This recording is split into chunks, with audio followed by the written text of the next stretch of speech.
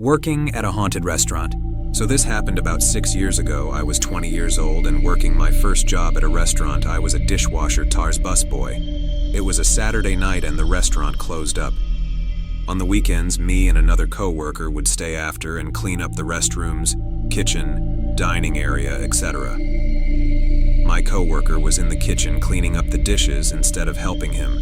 I decided to get a head start and start cleaning up the dining area.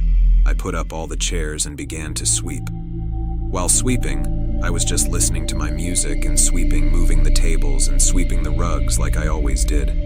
However, I started to feel uneasy, as if someone were watching me. I tried to ignore the feeling and keep working, but I just felt so uneasy. There were 2 tables across from each other at the end of the hall. One table was next to the window facing the boulevard. The other was near the restrooms, which was table 28. Once I got into a clear view of table 28 is when things started to get a lot more creepy. Out of the corner of my eye, I would see a figure like a man peeking at me. Whenever I would turn and look at that table, it seemed like the figure would quickly hide back into the booth. At this point, I was scared out of my mind. I began to sweat, and just overall felt a feeling I can't even describe, but I decided to thug it out and continue to clean up. I guess the spirit, or whatever you want to call it, didn't like that. I chose to ignore it despite being scared ASF. It decided to really let me know. So each table has a service button that customers can push to get the attention of the waitresses. As I was getting closer to the table, I heard the familiar sound of the service bell. I immediately ran to the cashier table, as you can see which table was requesting service on a small screen above where the hostess would stand, and sure enough, it was table 28. I decided to let my co-worker know about what was going on. He was in the back, still cleaning up the kitchen with both headphones on. He saw me go to the back and asked if I finished. I told him what had happened, and he didn't believe me. At first, he even laughed at me. Then I told him to get quiet, and he did. And we both heard the service bell going off again. We both went to see which table it was, and again, same table this time. His face changed from laughing to fear as he saw that I was telling the truth. My co-worker decided that we should just leave and just tell the owner and manager what had happened. I agreed, and we decided to just leave. The owner laughed and said it was fine. We ended up finishing cleaning up the next morning before we opened. Before this experience, the owner would always joke, asking if we had a visit by the ghost yet. I didn't believe him, thinking he was just messing with us. But turns out, before the restaurant on that property was a retirement home where several elderly people passed away, so I guess the spirits of the elderly would often pay a visit.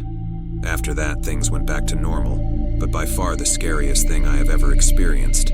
Still get the chills when I share the story.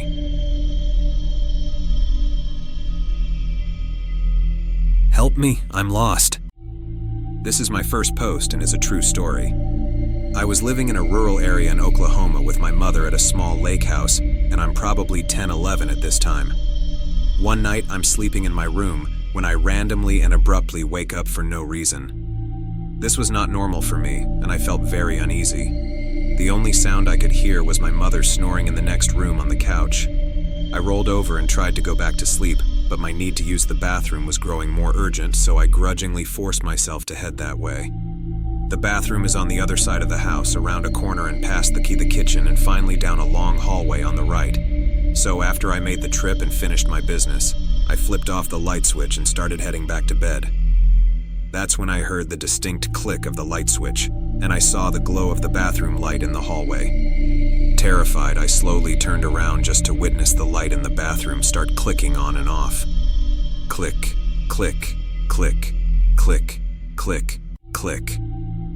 Finally, it shut completely off. In the dark of the hallway, my eyes began to make out a white shape near the end of the hall.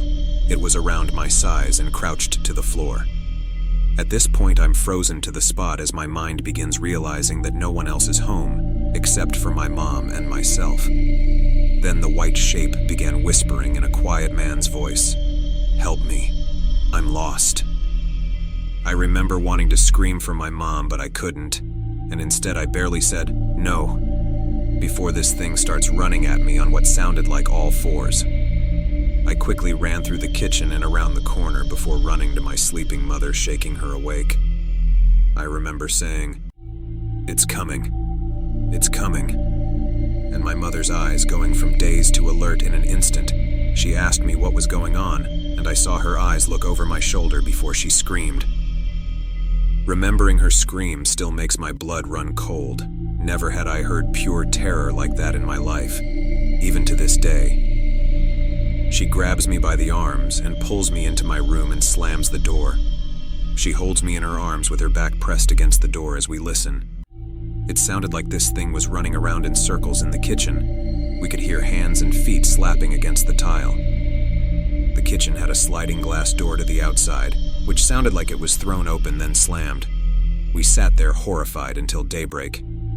I was sent to my grandmother's in the next town for a while after that, and never set foot in that house again. Years later, my mother said she went walking around the property after the incident and came across a small burial site with 3 headstones that each belonged to children from the early 1900s. It freaks me out because what I heard that night was a man's voice, but it was so unnatural. My mom still will not tell me what she saw behind me and what it was that made her scream. She tells me she's afraid it will know we're talking about it and it will come back. This is the first of many weird things that have happened in my life.